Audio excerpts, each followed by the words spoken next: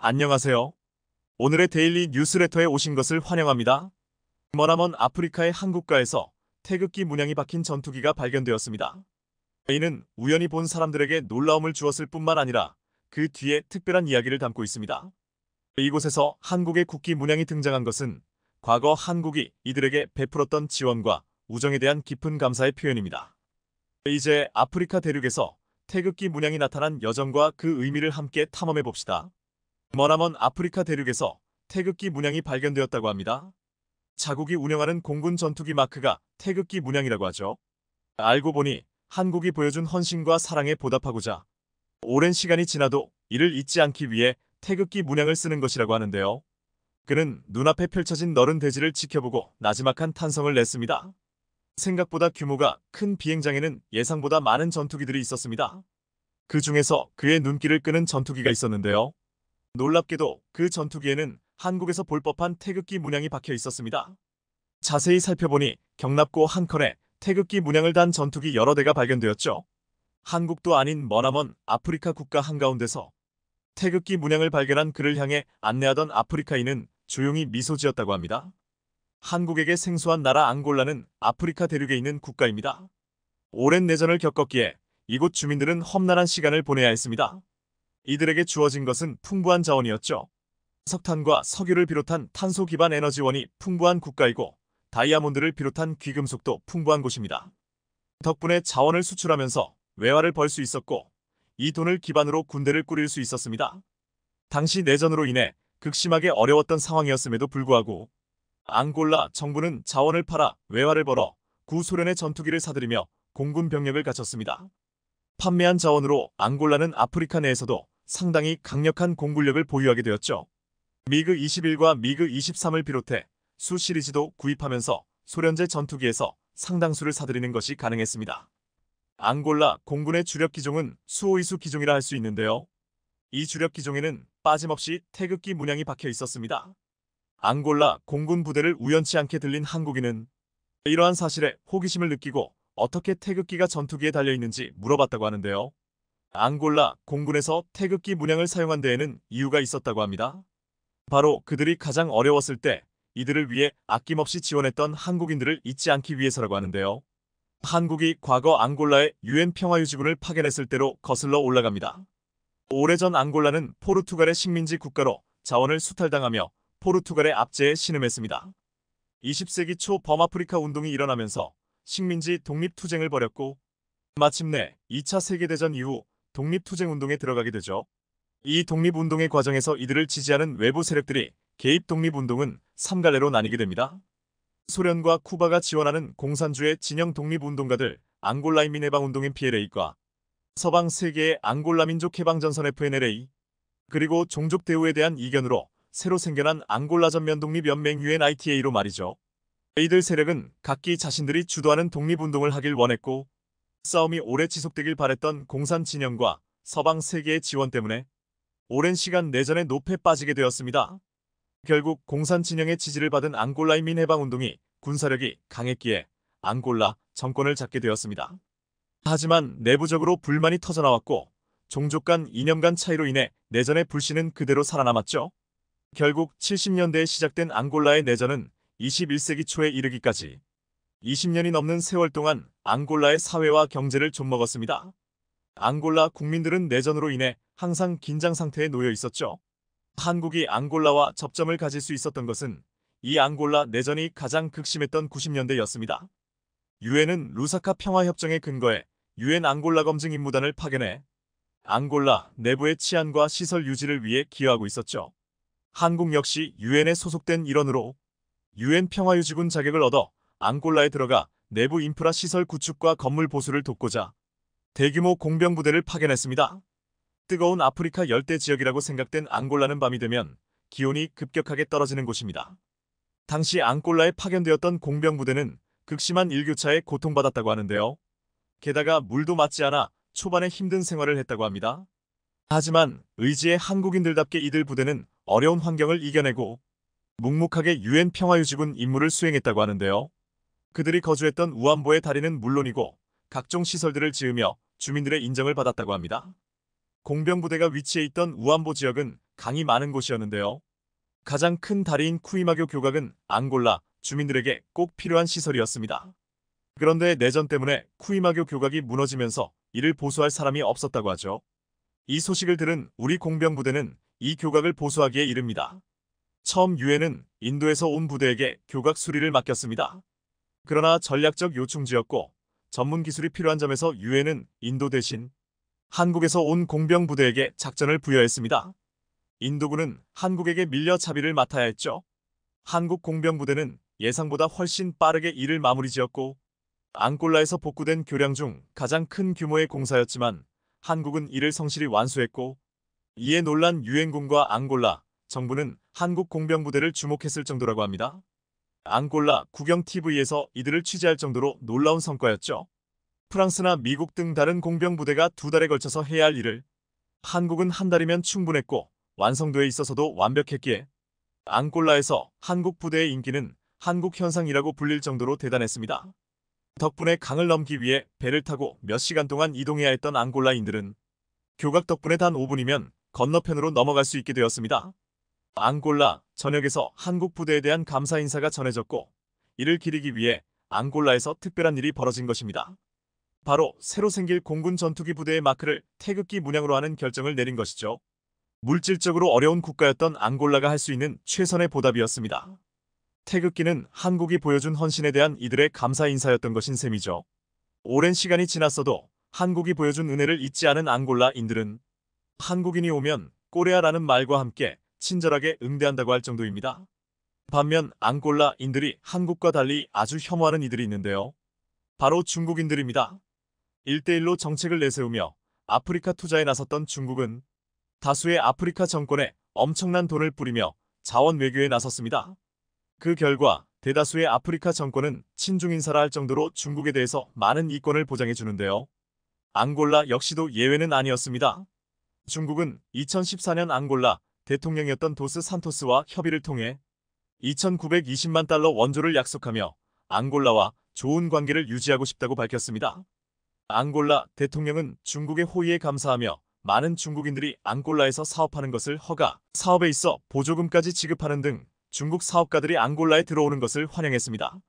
하지만 늘 그렇듯 중국은 앙골라와 이익을 분배할 생각이 없었습니다. 앙골라의 풍부한 석유 자원을 탐낸 중국은 앙골라와 불공정 계약을 맺어 매년마다 석유 1만 배럴씩 17년 동안 중국이 가져가는 계약을 하게 됩니다. 인프라 시설 건설에 앙골라 노동자들이 투입되기로 앙골라 정부와 합의했지만 중국은 이를 무시하고 대규모 중국 노동자들을 받아들여 중국인들이 일자리를 점령하는 모습을 보였죠. 앙골라를 중국 식민지처럼 만든 것입니다. 이에 반발한 앙골라인들은 중국의 횡포를 깨닫고 현재 벌어지고 있는 빈부격차와 많은 부정부패가 중국 때문이라며 시위에 나섰죠. 아시아인들이 앙골라를 찾아가면 한국인은 반겨주는 반면 중국인은 너희 나라로 꺼지라 고 말할 정도로 민심이 악화된 상황. 수천억 원을 쏟아 붓고도 최악의 국가라는 오명만 얻은 중국. 하지만 한국은 아무런 돈을 받지 않아도 앙골라인들의 마음을 얻을 수 있었죠. 과연 중국은 부정적인 이미지를 극복하고 한국인처럼 앙골라에서 대접받을 수 있을까요? 중국 역사에 있어서 가장 유명한 황제 진시황은 죽어가는 자신이 두려워 3영명의 신하를 보내 불로초를 찾아오라고 시켰습니다. 그러나 고작 50세라는 젊은 나이에 요절한 그를 아무도 살려내지 못했습니다. 이렇듯 죽음은 인간의 마지막 여행길이면서 한 번 떠난 길은 다시 돌아올 수 없습니다. 그런데 목숨을 잃은 죽은 생명체는 살려낼 수 없지만 죽음의 땅이라 불리는 아프리카는 다시 생명을 되찾았습니다. 한국이 생명을 불어넣은 죽음의 땅 아프리카에 무슨 일이 있었던 것일까요? 1990년대 후반부터 전 세계적으로 퍼지기 시작한 한류는 한국 영화, 드라마, K-팝 등 소위 연예인들에게서 보여지는 것들이 대부분입니다. 그렇지만 한류는 TV에만 존재하는 것은 아닙니다. 제조업에도 한류가 있고 정책에도 한류가 있고 건설에도 한류가 있으며 농업에도 한류가 있습니다. 특히 농업 분야의 한류는 우리가 꼭 곱씹어 기억해야 할 중요한 흐름입니다. 매슬로우라는 학자는 인간 욕구를 크게 하위 욕구와 상위 욕구 두 개로 구분했는데 하위 욕구는 부족해서 생기는 욕구이며 상위 욕구는 더 성장하고 싶어서 생기는 욕구라고 정의했습니다. 그리고 이를 다시 5단계의 욕구로 세분화했죠. 그중 가장 기본이 되는 욕구는 생리적 욕구로서 의식주 등 생명을 유지하기 위해 필요한 욕구입니다. 이 욕구가 충족되면 안전하고 싶은 욕구, 사회적 존재가 되고 싶은 욕구, 존경받고 싶은 욕구, 자아를 실현하고픈 욕구로 발전하게 되는데, 하위 욕구가 만족되지 않으면 상위 욕구를 포기하는 특징을 갖습니다. 그러니까 아무리 자아 실현을 위해 신부가 되고 스님이 됐어도 먹을 것을 먼저 찾아 나선다는 것이죠. 이렇듯 인간에게 식량은 생존을 위해 반드시 필요하죠. 농경사회로 진입하면서 인간은 정착이 가능해졌고 토양에 씨앗을 뿌려 농작물을 자급자족하기 시작했습니다. 하지만 그렇지 못한 대륙이 있습니다. 바로 아프리카죠. 흔히 아프리카는 죽음의 대륙이라고 부릅니다. 아프리카를 죽음의 대륙이라고 부르는 이유는 수많은 문제가 얽혀있기 때문인데요. 정치적, 역사적, 환경적, 민족적 요인까지 얽히고 설킨 문제는 쉽게 해결될 수 있는 것이 아닙니다. 그중 환경적인 영향, 즉 비가 적고 메마른 땅은 아프리카를 죽음의 땅이라 부르게 하죠. 환경의 절대적인 지배를 받는 것이 농업인 만큼 1년 중 비가 골고루 내리는 것이 아니라 우기에만 집중적으로 쏟아지는 것이 가장 큰 문제입니다. 국제연구단체의 조사에 따르면 전 지구적 기상이변과 함께 아프리카의 건기와 우기 격차가 더욱 더 명확해졌다고 합니다. 우기에는 폭우가 쏟아져 재산까지 쓸어가고 건기에는 쉽게 불이 날 정도로 모든 것을 말려버립니다.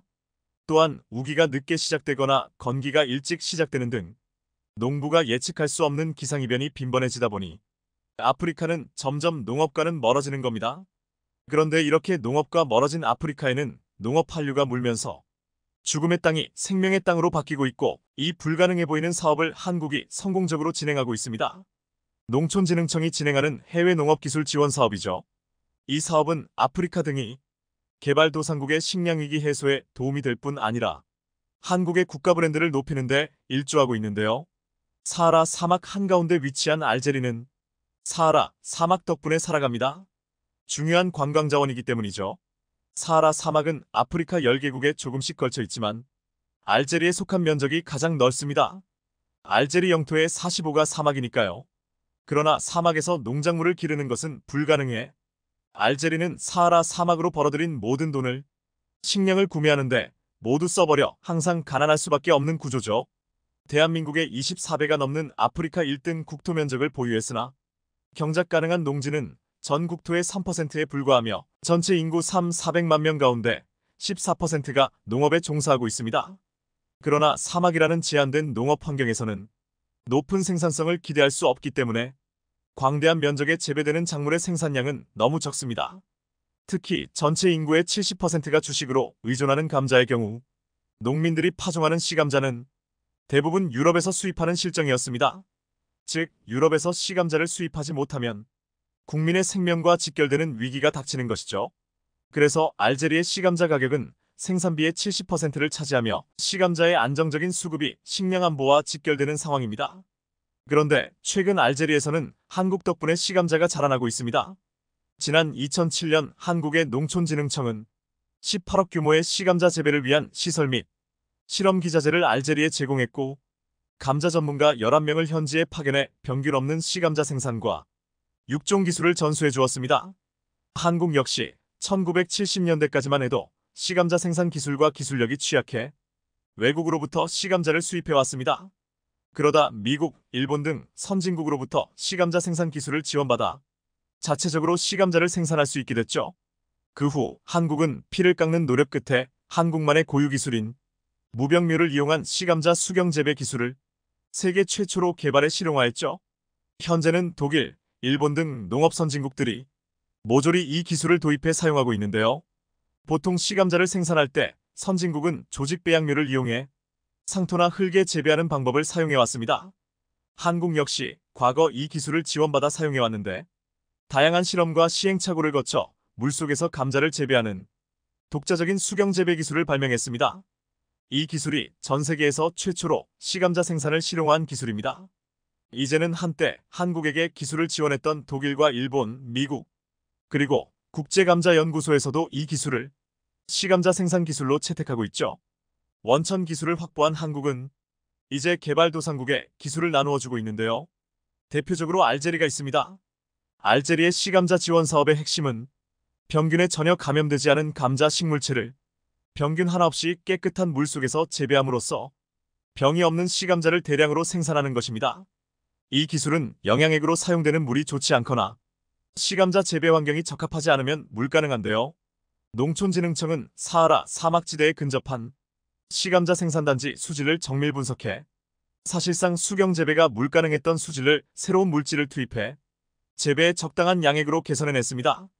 더불어 여러 차례에 걸친 시험 재배와 환경 제어 시설의 설치를 통해 감자 재배의 최적 환경을 만들어냈죠. 사실 알제리는 국토의 대부분이 사막이기 때문에 알제리에서는 씨감자 생산이 불가능하다는 일반적인 생각을 바꿔버렸고 불가능한 생태 환경을 한국인 특유의 집념과 절박함으로 극복해냈습니다.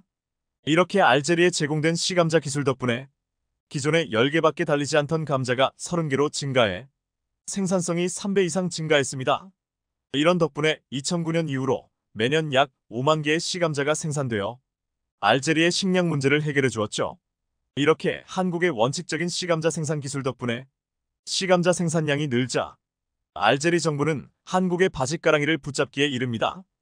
이제는 정부가 먼저 나서서 후속 사업을 애타게 요청하기에 이른 것이죠. 왜냐면 씨감자 사업이 물러온 경제적 효과가 상당하기 때문입니다. 농촌진흥청의 조사 결과에 따르면 미래 이은 알제리 제2의 식량으로서의 지위를 갖는 씨감자 31만 톤이 해결되면 경제적 효과가 무려 1조 9억억 원에 이르기 때문이죠. 그러나 사하라 사막의 관광을 주된 수입원으로 하는 알제리지만 외국인 관광객들이 방문하기에 그리 친절한 곳이 아니기 때문에 관광 수입이 한정적입니다. 이런 상황에서 무려 1조 9억억 원이라는 문제가 해결된다면 알제리는 새로운 사업을 구상해볼 여력도 생기는 것이죠. 그러나 농촌진흥청의 이러한 노력에도 불구하고 알제리에서의 지원 사업은 쉬운 일이 아니었습니다. 알제리 씨감자 지원 사업은 정치, 경제, 사회, 문화, 종교, 인종이 다른 북아프리카의 무슬림 국가에서 수행된 것인데요. 엄청난 예산과 기술력을 투입해 거의 무료로 지원하고 있음에도 사업 추진을 위한 행정 지원이 매우 더디고 어려웠습니다. 때로는 기술자들이 신변의 위협을 느끼기도 했죠. 따라서 추가 사업을 구상하던 알제리 정부는 군인과 경찰까지 대동해 이들을 경호해 현장으로 이동시키기도 했습니다. 뿐만 아니라 알제리에서 확보하기 불가능한 시설물은 100% 한국에서 공수해왔는데 이런 자재가 수개월 동안 통관이 안 되는 것은 물론 겨우 통관되어도 운송 중에 도난당하기 일쑤였죠. 이런 어려움에도 불구하고 씨감자 사업이 성공할 수 있었던 것은 한국인이 가진 열정과 사명감 때문이었습니다. 처음 한국이 알제리에 씨감자를 지원하는 사업을 이야기했을 때 알제리는 반신반의하며 믿지 못했습니다. 왜냐하면 그동안 수많은 선진국들이 원조라는 명목으로 알제리가 가진 지하자원에 더 큰 욕심을 부려왔으니까요. 하지만 한국인들은 황량한 사하라 사막의 모래폭풍과 싸우며 어려운 여건을 극복해냈고 최첨단 온실 시스템까지 선보였을 때 비로소 믿음의 눈길을 보내왔죠. 무엇보다 한국에서 파견된 전문가들이 밤늦게까지 연구에 매진해 마침내 씨감자 생산에 성공하자 완전한 신뢰를 보이기 시작했습니다. 자칫 잘못했다가는 이대로 굶어 죽을지도 모르는 위협을 느낀 것입니다. 그 이후로 알제리 정부는 재발 후속 사업을 추진해달라면서 먼저 나서서 사업 예산을 별도로 편성하고 토지를 확보하고 인력을 확충하는 등 매우 적극적인 자세로 임해왔습니다. 알제리에게는 슬픈 역사가 있습니다. 132년이라는 시간을 프랑스의 식민 지배를 받다가 1962년에야 간신히 독립을 이뤄냈지만 독립 후 이어진 내전과 사회주의 시스템으로 인해 프랑스의 흔적을 지워낼 만큼 경제력을 키우지 못했습니다. 여전히 프랑스의 잔재가 진하게 남아있고 알제리스러운 것들은 사막을 제외하고는 그리 많지 못합니다. 이런 상황에서 알제리는 제2의 식량인 감자의 안정적인 생산을 위한 원천 기술을 확보하지 못해 결국 모든 씨감자는 외국에 의존해왔던 것이죠. 그러나 농촌진흥청 덕분에 씨감자 생산을 위한 세계 최고의 기술을 지원받음으로써 이제 알제리는 적어도 감자에 있어서만큼은 식량 주권을 확보하게 됐습니다. 대한민국은 1970년대 보릿고개를 이겨내기 위해 독자적인 기술로 통일배를 개발해 보릿고개를 벗어났습니다. 또한 백색 혁명으로 물리는 비닐하우스 농법으로 1년 내내 신선한 채소를 생산할 수 있는 농업기술을 발전시켰죠. 아프리카 국가들은 기아로부터 탈출하기 위해 대한민국의 경제성장에 크게 기여한 농업 분야의 발전에 주목하고 있습니다. 이에 농촌진흥청은 한국의 경험을 개발도상국과 나누면서 개발도상국의 식량 문제에 크게 기여하고 있습니다. 누군가에게 기쁨을 나누어주는 것도 훌륭한 한류지만 누군가의 생명을 지켜주는 기술을 나누어주는 것도 새로운 한류로 볼 수 있지 않을까요? 삼성을 비롯한 한국 반도체 기업들의 겨울이 끝났다. 삼성전자 반도체가 1년 만에 적자 탈출을 눈앞에 두고 있다. 외신들이 전하는 현재 삼성전자의 위치입니다. 최근 한 개월 내 발표된 증권사 실적 컨센서스를 집계한 결과 삼성전자의 올해 1분기 연결 기준 영업이익 추정치는 4조 9,272억 원이었습니다. A는 지난해 같은 기간에 6,402억 원 대비 8배 가까이 669.6% 늘고 직전 분기에 2조 8,257억 원과 비교해도 74.4% 증가한 수준입니다. 전 세계적인 AI 열풍에 한국의 메모리 수출이 살아나면서 삼성전자와 SK하이닉스의 1분기 실적을 끌어올릴 수 있다는 전망이 제기되고 있습니다. 한국 반도체의 봄을 이끈 효자는 반도체에 탑재되는 고대 역폭 메모리, 즉 HBM의 수요가 폭발적으로 증가하면서 디램 시장 회복세를 견인했기 때문이었습니다. 지난달 한국의 낸드 플래시 수출은 기록적 수준으로 반등해 전년 동기 대비 82%, 전기 대비 3% 늘어난 약 1조 2천억 원으로 집계됐습니다. 따라서 작년에 큰 적자로 위기를 맞았던 삼성전자는 올해 모두 회복할 것으로 보이며 삼성은 최근 반도체뿐 아니라 가전에서도 순항 중이라 더욱 더 반등이 예상된다는 게 업계의 대체적인 전망입니다. 게다가 삼성전자는 최근 주주총회에서 엔비디아를 넘어설 비밀병기까지 공개하며 세계를 또 한번 놀라게 했는데요. 대체 삼성이 공개한 비밀병기는 무엇인지, 왜 글로벌 반도체 시장은 이것을 주목하는지, 삼성전자 세탁기와 건조기가 미국과 영국 매체들로부터 최고의 제품이라는 평가를 받고 있습니다. 미국 CBS는 전문가들의 평가와 테스트를 통해 삼성전자 비스포크 드럼 세탁기를 2024년 최고의 세탁기로 선정했는데요. CBS는 삼성의 드럼 세탁기를 두고 AI 기반 기능으로 똑똑하고 효율적이라고 소개했습니다. 또한 CBS는 삼성의 건조기 역시 최고의 제품으로 선정했습니다. 삼성의 건조기는 8개 분야별로 선정한 최고의 건조기 중 3개 분야에 채택돼 가장 많은 우수평가를 받았습니다. 미국 라이프스타일 전문 매체 굿하우스키핑 역시 세탁 성능과 에너지 사용량 등을 종합적으로 고려할 때 삼성 비스포크 드럼 세탁기를 최고의 스마트 세탁기로 꼽았습니다. 영국에서도 찬사는 이어졌습니다. 영국 제품 리뷰 전문 매체인 엑스퍼트 리뷰는 최고의 건조기 3총 중 하나로 삼성 시리즈 6 건조기를 선정했는데요. 이 매체는 삼성의 건조기가 뛰어난 에너지 효율뿐 아니라 고급스러운 디자인과 스마트 기능으로 효율적인 세탁 경험을 제공한다 극찬했습니다. 그런데 더 기쁜 소식은 스마트폰 시장에서 들려왔습니다. 세계 첫 AI폰인 갤럭시 S24가 출시 5개월 만에 스마트폰 1위를 탈환했다는 소식입니다. 삼성전자가 애플을 제치고 5개월 만에 스마트폰 판매량 세계 1위 자리를 되찾은 것은 세계 최초로 내놓은 L폰이 북미 시장에서 호평받은 덕분인데요. 전작 대비 판매량이 증가한 갤럭시, Z 폴드 플립 5 등 최신 폴더블 스마트폰도 삼성전자의 1위 탈환에 힘을 보탰습니다. 삼성은 라이벌 애플이 반독점 소송 등으로 코너에 몰린 지금이 프리미엄 스마트폰 시장에서 새를 불릴 절호의 기회로 보고 앞으로 더욱 더 공격적인 마케팅을 펼친다는 구상입니다. 그런데 최근 삼성의 공격적 행보는 여기서 끝이 아닙니다. 삼성은 주주총회에서 비밀병기를 깜짝 공개해 또 한 번 세계를 놀라게 했습니다.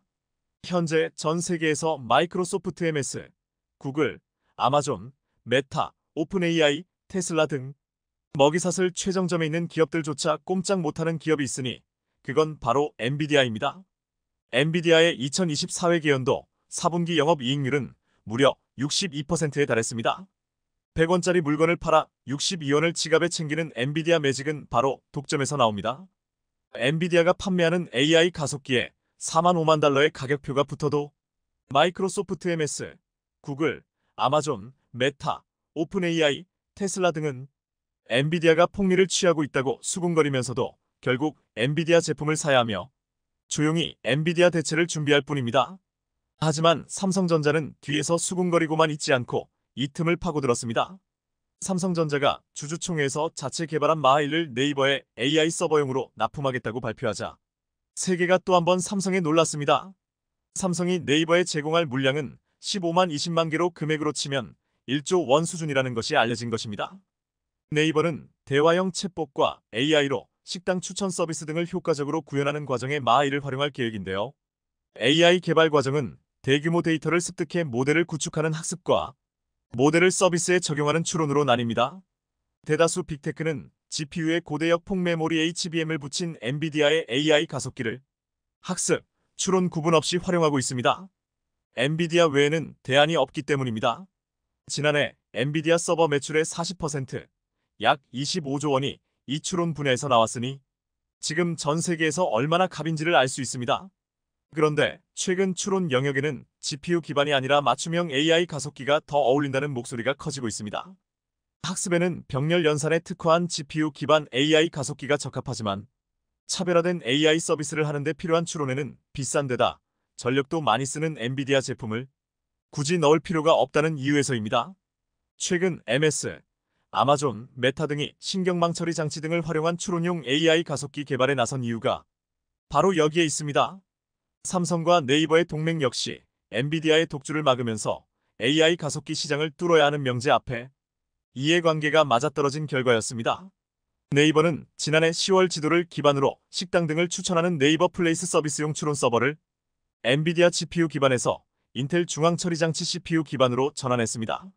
그리고 삼성과 네이버 동맹은 공동 개발을 통해 AI 가속기의 맞춤형 기능을 강화하는 동시에 가격을 엔비디아 제품의 10분의 1 수준으로 낮추는 데 성공했습니다.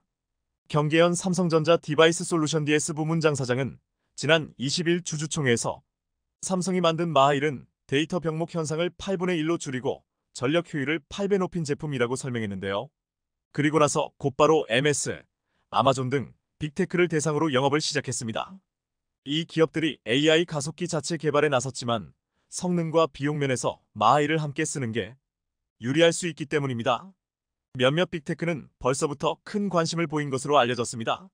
시장 조사 업체 옴디아에 따르면 지난해 60억 달러이던 추론용 AI 가속기 시장 규모는 2030년 1430억 달러로 확대될 전망입니다. 따라서 AI 가속기 칩 개발 역량을 꾸준히 확보할 방침입니다. 그럼 삼성은 AI 추론 칩 마하1을 어떻게 만드는 것일까요? 첫째, 삼성전자는 마하1에서 데이터를 경량화하겠다는 콘셉트를 잡았습니다. 똑같은 데이터라도 기존보다 군사를 빼거나 형태를 가볍게 한다는 이야기입니다. AI의 시대라는 것은 한마디로 이야기하면 데이터 전쟁을 뜻합니다. AI는 수많은 데이터를 입력해 훈련을 한 다음 그 결과를 토대로 마치 사람처럼 추론하는 과정으로 진행되기 때문이죠. 그런데 AI 시스템은 귀납적인 사고를 하기 때문에 학습한 데이터가 많을수록 정확해지고 그래서 정보가 쌓일수록 추론의 과정 역시 복잡해집니다. 거대 언어 모델의 LLM AI용 데이터 센터가 수많은 GPU나 CPU, AI용 연산 장치를 설치해 놓는 이유이기도 합니다. 그런데 문제는 데이터 병목 현상과 전력 문제입니다. 데이터 병목 현상을 해소하기 위해 개발한 게 바로 고대 역폭 메모리 HBM이었습니다. 엔비디아의 HBM인 H100은 부르는 게 값이라 최소 가격이 3,300만 원입니다. 악소리가 나올 정도로 비쌉니다. H100 속에 들어가는 HBM의 가격은 범용 D램 가격의 67배입니다. 어마어마한 설비 투자에 매달 폭탄 맞듯이 나오는 전기요금의 유지비까지 AI 한번 하려는데 너무 많은 돈이 나가서 클라우드 서비스 업체 경영진의 고민이 이만저만이 아닙니다. 그런데 전력 문제는 이보다 더 심각합니다. AI 데이터 센터 하나를 돌리려면 원자력 발전소 하나가 필요할 정도라는 농담이 나올 정도로 AI 데이터 센터는 전력 소모가 많습니다. 이걸 해결하기 위해 경량화라는 말이 나온 것인데요. 소프트웨어가 잘 동작할 수 있도록 칩 구조를 아주 영특하게 바꿔서 전력을 줄여보자는 얘기입니다. 이를 해결하기 위해 삼성전자는 데이터를 어떻게 압축해서 경량화할 것인가에 초점을 둔 알고리즘을 개발하고 있습니다. 삼성의 마하1에는 프루닝 알고리즘이 심어져 있는데요. 프룬을 영어 사전에서 찾아보면 가지치기라는 뜻을 가지고 있습니다. 나뭇가지에서 불필요한 부분을 다듬는다는 뜻이죠. 마하1에서는 데이터를 가지치기 한다는 뜻입니다. 즉 메모리 안에서 극심한 교통체증을 해결하기 위해 가지치기를 해서 굳이 이 연산에 필요하지 않겠다 싶은 것들은 빼고 전달을 한다는 것입니다. 그럼 뭘 솎아낸다는 걸까요? AI 메모리 안에는 어떤 입력값을 원하는 출력값으로 만들기 위해서 가공을 하는 매개 변수, 이른바 파라미터 퍼레머터라는 게 저장되어 있습니다. 그런데 AI의 발전으로 파라미터의 수는 날이 갈수록 늘고 있습니다. 메모리에서 GPU로 이동하는 터널이 맨날 이 파라미터 때문에 막히고 열이 난다고 해도 과언이 아닙니다. 그래서 메모리 안에서는 극심한 교통체증을 해결하기 위해 가지치기를 해야만 합니다. 이 파라미터는 꾸러미 형태로 저장되어 있는 게 특징입니다. 파라미터 꾸러미 전체를 GPU로 냅다 던지는 게 아니고 꾸러미 속에서 굳이 이 연산에 필요하지 않겠다 싶은 것들은 빼고 전달을 한다는 거죠. 삼성전자와 마하이를 함께 개발 중인 네이버 반도체 개발팀은 프루닝의 문제를 해결하기 위해 한 발 더 나갔습니다. 이른바 암호화 알고리즘 엔크립션으로 정보를 변환하는 아이디어를 얻었고 아주 효율적인 AI 연산이 가능하게 만든 것입니다. 삼성전자는 SSD, 고속이동통신에서 정보 오류를 잡을 때 활용하는 에러 수정 코드 ECC의 암버코어 원리를 응용해 AI 칩 알고리즘을 짜고 있는 것으로 알려져 있는데요. 삼성과 네이버 동맹이 엔비디아의 독주를 막기 위해 내놓은 비밀병기 마하일. 이것이 얼마나 많은 빅테크 기업에 팔리는가. 스마트폰과 가전에 이어 전 세계가 지금 삼성을 주목하고 있는 또 하나의 이유입니다. 중국에 대한 반도체 핵심 부품 수출을 규제하고 한국과 대만 등의 국가들에게까지 반도체법을 이용해 핵심 정보를 달라고 요구하는 미국을 보고 있으면 미국은 대체 왜 이렇게 반도체에 목을 매는 것일까 궁금해집니다. 그런데 그 이유는 일본을 보면 알 수 있습니다. 반도체 자급자족이 불가능해진 일본이 현재 처한 상황을 보면 미국이 왜 그렇게 반도체에 목을 매는지 알게 됩니다. 일본은 반도체에 대한 경쟁력을 잃는 것과 동시에 산업에 대한 주도권을 완전히 잃어버렸습니다. 이제 무엇 하나 마음먹은 대로 제때에 할 수가 없습니다. 먼저 일본 자동차 산업을 보면 반도체 주권이 없는 나라가 어떻게 되는지 여실히 알 수 있습니다. 최근 일본 도요타는 43년 동안 자사의 대표 차종이었던 캠리의 일본 내 판매를 중단하겠다고 발표했습니다. 1980년 처음 등장한 캠리는 전 세계 100개국에서 누적 판매 2100만 대 넘게 팔린 도요타의 대표 모델이었습니다. 그런 캠리를 생산 중단하게 된 이유는 차량용 반도체가 부족하기 때문입니다. 캠리만이 아닙니다. 도요타는 렉서스 8개 모델도 주문을 제한했습니다. 이 역시 차량용 반도체 부품 수급 부족으로 생산의 차질이 빚어졌기 때문입니다. 차량용 반도체 및 부품 부족 문제는 고급차에 더 큰 영향을 미치고 있습니다. 렉서스에는 일반 도요타 차량보다 반도체가 수백 개 더 많은 1000개 이상 사용되기 때문입니다. 현재 도요타는 차량 리모컨과 음향용 반도체 등 다양한 용도의 반도체가 부족한 것으로 알려졌습니다. 더 큰 문제는 도요타의 반도체 부족이 언제 끝날지 알 수 없다는 점입니다. 반도체 주권이 없기 때문입니다. 도요타가 놓친 시장을 현대차가 빠르게 빼앗아 오면서 현대차 그룹은 처음으로 전 세계 자동차 판매량 3위에 오르는 기염을 토했습니다. 현대차 그룹은 반도체 부품 수급난 등으로 다른 완성차 그룹의 판매량이 줄어든 상황에서 유일하게 판매량이 늘어 주목을 끌었습니다. 이 역시 반도체 덕분입니다. 특히 생산부터 고객 인도까지 오랜 시간이 걸리는 자동차 분야에서 안정적인 반도체 공급은 필수적입니다. 게다가 앞으로 전기차와 자율주행차 등 자동차 분야의 반도체 공급량은 폭증하는 분위기입니다. 다들 아시다시피 일본은 이 문제를 해결하기 위해 대만의 TSMC와 굴욕적인 조건으로 손을 잡았습니다. 일본 정부는 대만 TSMC가 2024년에 완공할 예정인 구마모토현 공장에 4천억엔 가까운 보조금을 지원했고 40여 년 전 잠깐 일했던 반도체 제국의 재건을 위해 자국 기업이든 해외 기업이든 가리지 않고 지원하고 있습니다. 특히 미국의 주도로 글로벌 공급망에 큰 변화를 맞고 있는 상황에서 삼성과 SK 등 한국 업체들에게 내줬던 패권을 다시 가져갈 기회로 활용하고 있다는 해석도 나옵니다. 하지만 대만 TSMC가 짓고 있는 반도체 공장은 2024년에야 완공될 예정입니다. 반도체를 무기로 대만 TSMC는 총 사업비의 절반을 받아놓고도 많은 것을 요구하며 갑질을 하고 있습니다. 일본은 굴욕적인 조건으로 TSMC까지 끌어들였지만 늦어도 한참 늦었습니다. 결국 일본은 자체적으로 반도체 공장을 짓겠다고 나서지만 최근 파산한 JOLED의 사례를 봤을 때 이 역시 오래 지나지 않아 실패할 가능성이 높아 보입니다. 세계 5대 반도체 장비업체 도쿄일렉트론이 약 2,200억 원을 들여 반도체 공장을 신설하겠다고 발표했습니다. 도쿄일렉트론은 현재 조정 국면에 있는 반도체 시장 수요가 내년에 다시 살아날 것으로 내다보면서 시설 확장에 나서고 있고 차세대 장비 개발을 위해 5년간 1조엔 이상의 또 도요타와 키옥시아, 소니, 소프트뱅크 등 일본 대표 기업들이 첨단 반도체 국산화를 위해 세운 드림팀 라피더스 역시 48조 원을 투입해 2나노미터 최첨단 반도체 시제품 라인을 구축하기로 하는 등 일본은 반도체 재건에 속도를 내고 있습니다. 하지만 TSMC와의 협력도 반도체 자체 생산도 계획만 그럴싸할 뿐 실제 진행 속도는 더딥니다. 결국 반도체 부족을 견디다 못한 일본은 삼성전자에 손을 내밀었습니다. 그것도 외신을 통한 엄프를 통해서 말이죠. 로이터 통신은 삼성전자가 일본 가나가와현 통에 반도체 후공정 검사 라인을 설치할지 검토 중이라고 일본 내 소식통 5명의 발언을 소개하며 보도했습니다. 일본 내 소식통의 발언은 다음과 같았습니다. 일본에는 소재나 제조장치 기업이 집적돼 있어 최첨단 기술을 개발하는 데 연계하기 쉬울 것으로 이 같은 검토는 아직 초기 단계이며 삼성전자는 다양한 선택지를 검토 중으로 확정된 것은 없다고 전했다.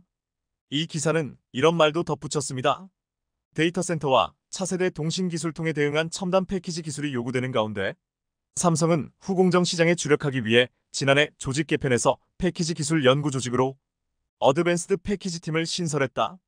그러나 보도 내용에는 설립 시점 등 구체적인 내용은 아직 알려지지 않았다며 로이터 통신이 직접 삼성전자에 확인을 요청했으나 삼성전자 측은 대답을 거부한 것으로 보도했습니다. 결국 일본 측에서 삼성이 반도체 라인을 일본에 짓는다는 엄프를 했지만 삼성은 무대응으로 일관한 것입니다. 만일 삼성이 일본 안에 후공정 검사 라인을 만든다면 그것은 일본 안에 삼성전자의 첫 라인이 생기는 것으로 일본으로서는 반색할 일이지만 삼성 입장에서는 그저 여러 선택지 중 하나일 뿐입니다. 어쨌든 이 기사에서도 삼성의 결단을 기다려야 하는 처지가 된 일본 반도체 업계의 모습을 보여주고 있는데요. 일본이 아직도 TSMC, 삼성의 애결복거라며 반도체 공장을 유치하기 위해 갖은 애를 쓰는 사이 한국은 자동차 반도체 분야에서 일본과 TSMC를 동시에 제압하는 자동차 반도체의 꽃이라고 할 수 있는 자율주행 ADAS 칩을 삼성전자가 생산하게 된 것입니다. 이 칩은 TSMC가 독식하던 것이기 때문에 더욱더 의미가 있습니다. 삼성전자는 얼마 전 세계적인 자율주행차용 반도체 개발업체 모비라이의 첨단 운전자 보조 시스템 칩을 생산한다고 발표했습니다. 이 칩은 자동차의 전방 충돌 방지, 차로 유지, 스마트 크루즈 컨트롤 기능 등을 담당하는 핵심 부품입니다. 모비라이는 카메라 기반 ADAS 칩 시장에서 약 70% 점유율을 차지한 세계적인 자율주행 칩 전문 반도체 설계 업체로 1999년 이스라엘에서 설립됐고 2017년 인텔이 20조 원에 인수했는데 공장 없이 설계에 주력하는 팹리스라서 이 생산을 주로 대만 TSMC가 독식해왔는데 이제 삼성전자가 모비라이의 파운드리 일부 물량을 받게 된 것으로 차량용 반도체 분야에서 대만 TSMC의 턱밑까지 추격했음을 의미합니다. 그럼 모비라이는 왜 모기업인 인텔을 제쳐두고 삼성전자를 선택했을까요? 이유는 간단합니다. 삼성이 충분한 생산 역량을 갖추었다고 판단했기 때문입니다. 삼성은 2019년부터 14나노미터 공정에서 테슬라의 3세대 자율주행 칩을 생산했고 8nm 공정에서 4세대 FSD 칩의 생산도 맡았습니다. 현재 테슬라의 차세대 칩 수주를 놓고 TSMC와 경쟁을 벌이는 중입니다. 또 지난 2월에는 미국의 인공지능 반도체 전문기업 암바렐라와 자율주행차용 반도체를 5nm 공정 생산하는 계약을 체결한 바 있습니다. 이처럼 삼성이 차량용 파운드리 시장에서 꾸준히 실적을 쌓아온 데 비해 모회사인 인텔은 차량용 파운드리 실적이 거의 없습니다. 모비라이는 처음부터 인텔은 고려조차 하지 않았다고 합니다. 그런데 최근 TSMC의 지정학적 리스크가 떠오르자 급하게 공급망 다변화가 필요했고 이를 충족시켜줄 업체는 삼성전자뿐이었습니다. 자율주행차용 반도체의 진입 장벽은 다른 분야보다 높습니다. 차로 유지 등을 담당하는 반도체가 제 기능을 못하면 대형 사고로 이어질 수 있기 때문입니다. 이 때문에 반도체 기업들은 영하 40도, 영상 100도 같은 극한 환경에서 기술 검증을 받고 혹독한 테스트를 통과하고 국제 인증을 받아야 납품할 수 있습니다. 자동차 반도체의 꽃으로 불리는 모비라이의 자율주행 핵심 칩까지 생산하게 되었으니 앞으로 삼성전자의 자동차용 파운드리 수준은 계속 증가할 것으로 전망되는데요. 무엇보다 차량용 반도체 물량은 현재 위축된 파운드리 시장이 살아나는 삼성전자는 3월 공개한 사업보고서를 통해 기술 경쟁력 제고와 더불어 자동차 전자장비용 반도체 시장 진입을 확대하고 있다. 파운드리 공정의 기술 리더십을 강화하고 자율주행 차량 분야 신규 고객사를 지속 확대할 예정. 아무리 투자를 해도 반도체 재건 속도는 더디고 자신들과 손잡은 TSMC마저 주요 고객의 물량을 삼성에 빼앗기는 걸 보면서 일본은 잃어버린 반도체 주권을 더욱더 뼈아프게 느끼고 있을 것입니다. 시청해주셔서 감사합니다.